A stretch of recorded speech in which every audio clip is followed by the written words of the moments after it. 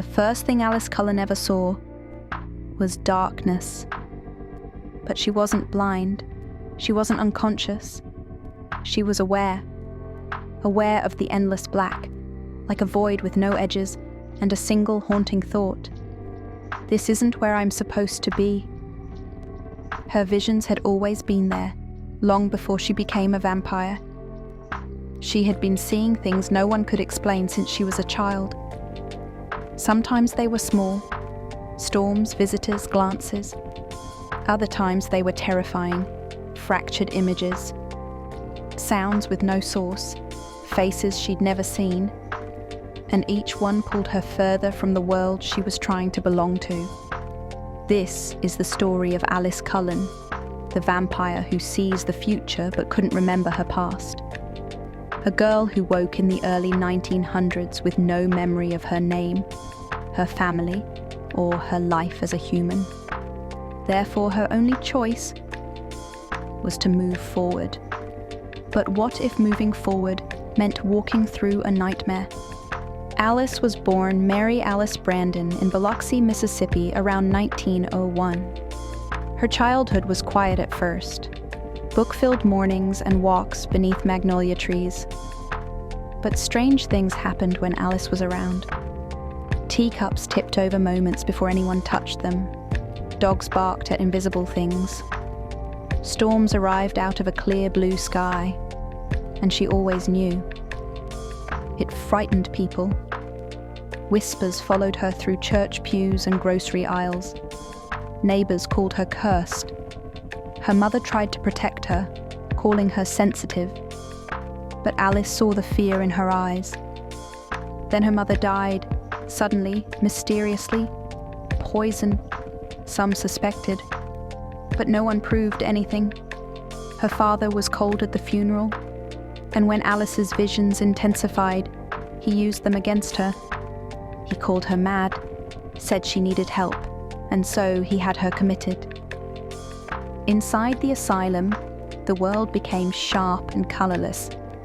They shaved her head, labelled her with numbers. She was no longer Mary Alice Brandon. She was a patient, a case, a burden.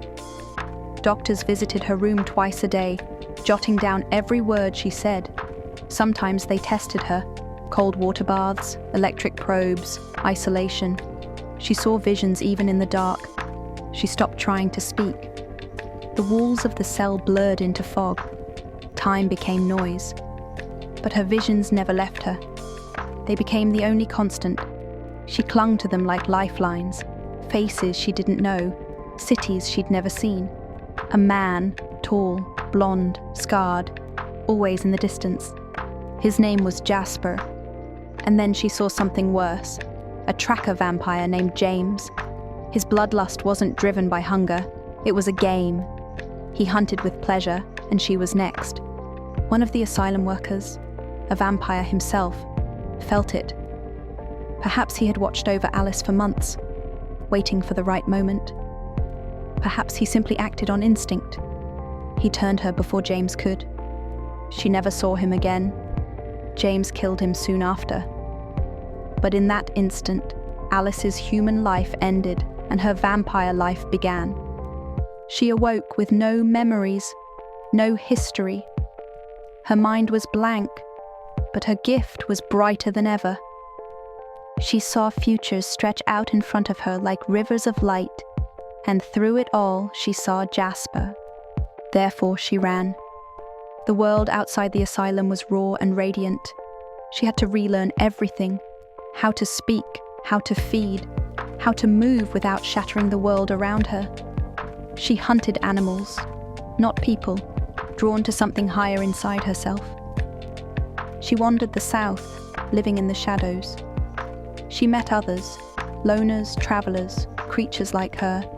Some warned her about love, others envied her clarity, but no one ever stayed. Until she found Jasper. She saw him in her visions, day after day. A former soldier, a vampire who had led newborn armies. A man weighed down by decades of guilt. He kept to himself, hiding from what he had done, from what he still craved.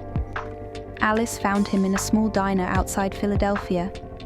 He was sitting alone, stirring a cup he would never drink, lost in thought. She walked up and said, "I've been waiting for you." He looked up, startled, but he didn't move. He didn't run, because her presence wasn't just comforting, it was anchoring. For the first time in years, the pull of bloodlust faded, and for the first time in decades, Jasper didn't feel alone. Together, they journeyed to the Cullens, not because they were seeking shelter, but because Alice had seen what they could become: a family, a choice, a future carved in restraint and compassion. Alice Cullen answered the door with a calm smile. "We've been expecting you," he said. Esme embraced her like a mother reuniting with a long-lost child. Edward stayed distant at first, unsure, but Alice brought something with her, an energy, a sense of destiny. And almost immediately, she saw someone else in her mind, a girl not yet arrived, a girl with a lion and a lamb inside her. Bella. Alice didn't just predict the future, she helped shape it. She walked into battle, offered answers when no one else could, and guided the Cullens through fire and loss. But even as she looked forward, she longed to know what she had left behind. The past wasn't gone, it was just buried. Over the years, Alice started collecting scraps, newspaper clippings, faded records. With Bella and Jasper's help, she tracked down her birthplace, Biloxi. She walked the streets of her childhood, touched brick walls that once held her laughter. An old librarian gave her a worn photograph of a girl with sharp eyes, a mirror of her current self. Eventually they found the grave, Mary Alice Brandon. It didn't unlock her memories, but it gave her a truth she could hold. And sometimes, truth is enough. Alice Cullen isn't just the stylish one. She isn't just the clairvoyant comic relief. She is a survivor of silence, a protector shaped by pain. She didn't ask for the gift. She didn't ask to forget. But she chose to build something beautiful out of the pieces she was given. She chose to love Jasper, even when he doubted himself. She chose to trust Bella, even when others didn't. She chose to fight for a family she had no blood ties to.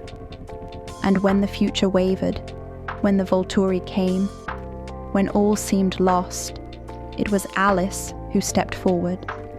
With grace, with fire, with certainty, because the future is always in motion. But Alice Cullen, she runs toward it anyway. And sometimes, because of her, others find the courage to run too.